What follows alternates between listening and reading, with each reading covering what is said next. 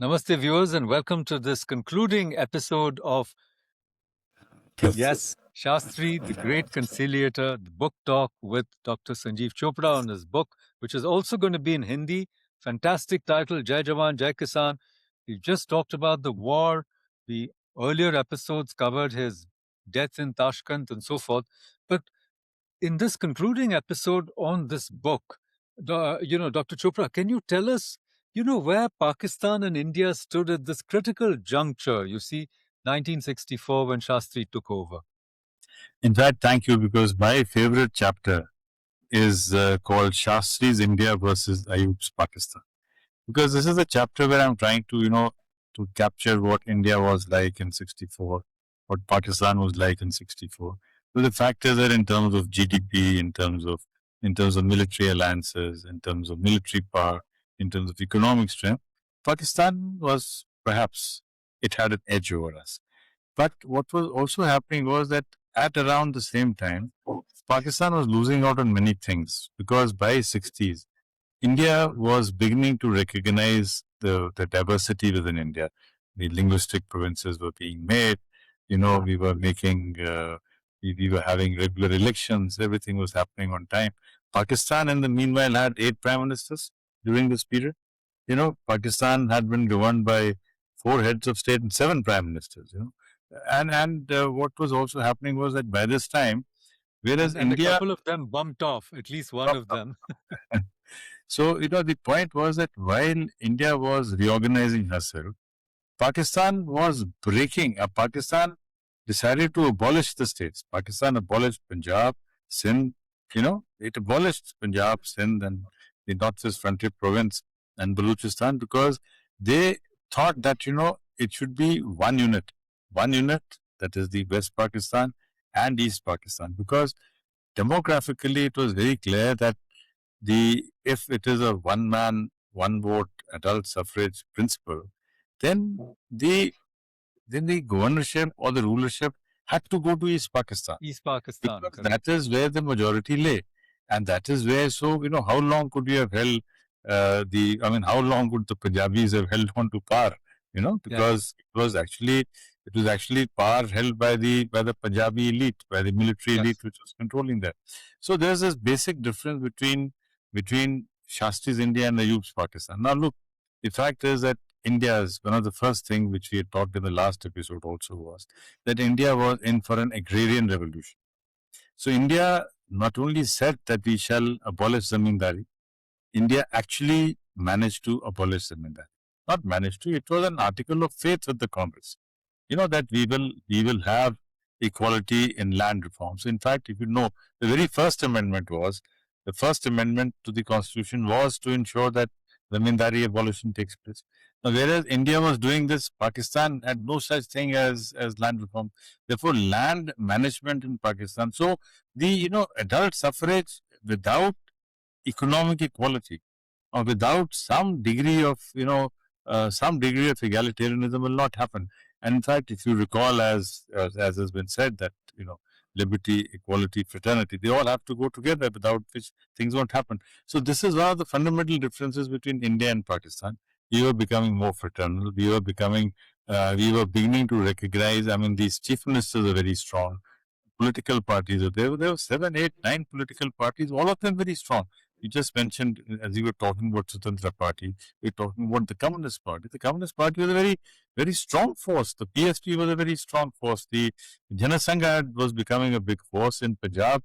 You had your regional parties. The Akali Dal was coming up. The Dravidian parties were coming up. DMK, and so it was DMK was coming up. So DK at that time. So it was a large collection of political ideologies contesting with each other, and the debates in the parliament from Minu Masani on one side and Charan Narendra Dev on the other side.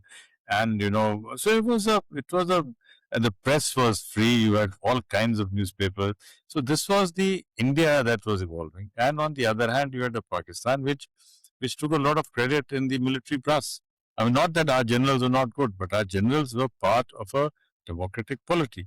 And they just felt that because they are part of CENTO, because they're a part of, CENTO and CETO, they felt that, the world is with them. So I think that made a lot of difference. So while the 60s was the period where India's democracy got consolidated, 60s was also the period where the democracy, internal democracy in Pakistan was being destroyed completely. And that is why when the elections were held and when Mujibur Rahman got the majority, they just couldn't stomach the fact that, you can have a person who has a different name, who does not speak Hindi, Urdu, and can even hope to be the prime minister. Whereas, it is true that Allahabad dominated the Indian scene, but Kamaraj was a very important leader. So BC Roy was an so that is the difference between the way and YB Chavan. Why do we forget YB Chavan? So I think these are very important factors. So I have always held the view that what was happening was that while in India institutions were being established, institutions were being strengthened, academia was happening, and apart from primary, we've also had great presidents. I mean, look at Radhakrishnan, for example. I mean, at that point of time, we think he must have been the most well-read presidents anywhere in the world. And Babu Rajendra Prasad also. Let's not. I mean, he's a great scholar. I mean, the great fighter. I mean, rose distinguished. So we've had great presidents. We've had great prime ministers. We've had great political leaders, and there you had everything being combined in one person, and I mean the entire democracy went for a 6. So I think that is what made the difference. And as in fact, I was reviewing a book the other day, and there's one war which we have won over Pakistan without firing a shot, and that is poverty. I mean, India today, absolute poverty has disappeared from several states in this country. Our poverty ratio is between 20 to 22%, and it's something which we're going to, it's surmountable, absolutely surmountable. So this is the comparison, and poverty, agrarian reforms, roti, kapda, makan was an electoral issue in India. Why do we forget that? The fact that you have to get roti, you have to have kapda, you have to have makan was not only in our films, but also part of the political process, right? So Manoj as Bharat Kumar, and so all that patriotic flavor, and so everything was happening in this country, which was leading us to a regime where equality, more than equality, egalitarianism, more than that, the rejection of somebody rising or making obnoxious kind of money. That had been there, and India also had a very strong trade union movement at that time. So all these factors were going on to make Shastri's India, or Shastri's Bharat, as a vibrant democracy, contested democracy, argumentative. Yes, all these things, but very strong, because the base was becoming stronger. I was just saying, I couldn't agree more with you, because if you just looked at these two leaders, they present a picture of contrasting, a flamboyant Ayub Khan in Western suit and tie and his Oxonian accent, pseudo or otherwise, and Shastri, a very humble son of the soil, in khadi, dhoti, and kurta. And yet, Shastri actually gave Ayub Khan a run for the money, even if some people say the war ended in a stalemate. We know that by the time the negotiations ended in Tashkent, Ayub Khan has the highest regard for Shastri and becomes his pallbearer.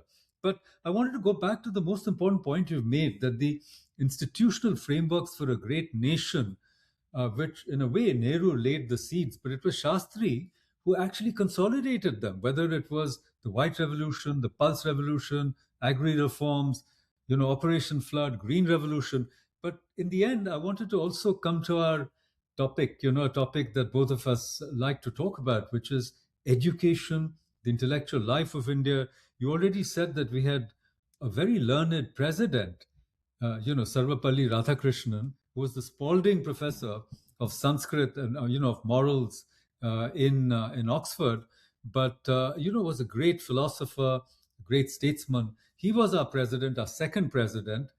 Shastri was our prime minister, but we also had an outstanding education minister.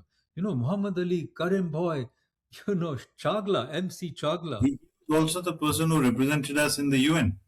Absolutely. So to speak for I us. wanted you to just comment on the three great institutions that they founded, and I happen to be associated with all three of them, and you too, in a manner of speaking. But Jawaharlal Nehru University, where I've served as professor for 25 years, the Indian Institute of Advanced Studies, Shimla, where I served as the director, and also, Teen Murti, the Nehru Memorial Library and Museum and Library, which is now the Prime Minister's Memorial Museum and Library, PMML, where you're a senior fellow. Now, all these were founded in this crucial 2-year period when Shastri was the PM, though they were operationalized later. The In fact, Parliamentary Acts. I just including want the to say one more little thing. It was so striking to me when I looked at the documents of the founding of IIS and the first conference which took place in the, then Viceregal Lodge, which was converted to Rashtrapati Bhavan, was that, we were in the middle of a war. We had almost famine like conditions in India. We were short of grain. And yet we had the vision to start an institution which, in a way, Radhakrishnan said, we must meditate on the foundational issues facing humankind. He talked about the Cold War. He talked about basically India's role in saving the world. I mean, today we talk about Vishwaguru, but imagine, in the most trying of circumstances, to have the vision to have these three great institutions. So you were a JNU student. I mean, you were associated with IIAS, at least briefly. You were a distinguished speaker, and you had great affection for our institute. And you were my tutor in administration, where I must confess I got a C minus. But please, please. and now you're a PMML fellow. So I'm just saying, please tell Confidential us about your view on this crucial time in No, the I past think 3 years. this is, the institution building is one great aspect because, one of the points which we must realize is that as individuals, we have finite lives. We live for 6 decades, 7 decades, 8 decades, but institutions live much longer than individuals. And when you have strong institutions, you make for strong foundation.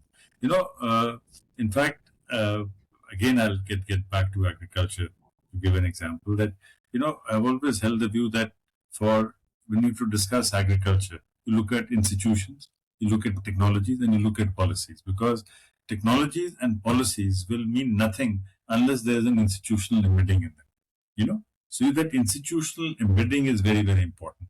And there's one more institution, one more academic institution, that is the IDSA, Institute of Defense Studies and Analysis. That also came up. In fact, the first office of IDSA was supposed to have been one Motilal Nehru Marg. But then it was decided that, because Lalitaji did not have a home to stay, so that is why it went first to Sapru House and all these places. But coming back to what you said, it's so important for us to recognize that these institutions, then along with that, the CBI, the CVC, these are also institutions which were set up by him, the BSF. In fact, we must mention the BSF as one of the very important institutions which was set up by him.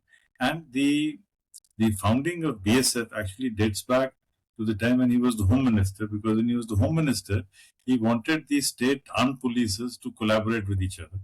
Because he felt that, if there's a crisis in Gujarat, then perhaps Rajasthan police can be asked to help. So he wanted, and that is something which came up in the Interstates Council. But because the CMs did not want to surrender their powers over their own respective state polices, so this is how BSF came into being. And also because Pakistan had already upgraded Sindh Rangers into an all Pakistan force. So, but the point is that the idea came and BSF was formed on 1st December 1965. And there's another very interesting fallout of BSF. When BSF was made, the SRC had said that for states which have a border with Pakistan, we cannot reorganize them because we need a very large state in order to have a large state armed police to defend the border with Pakistan. That is why in the first round, Assam, Bengal, Bombay, and Punjab were not reorganized. but that Bombay got reorganized into Gujarat and Maharashtra.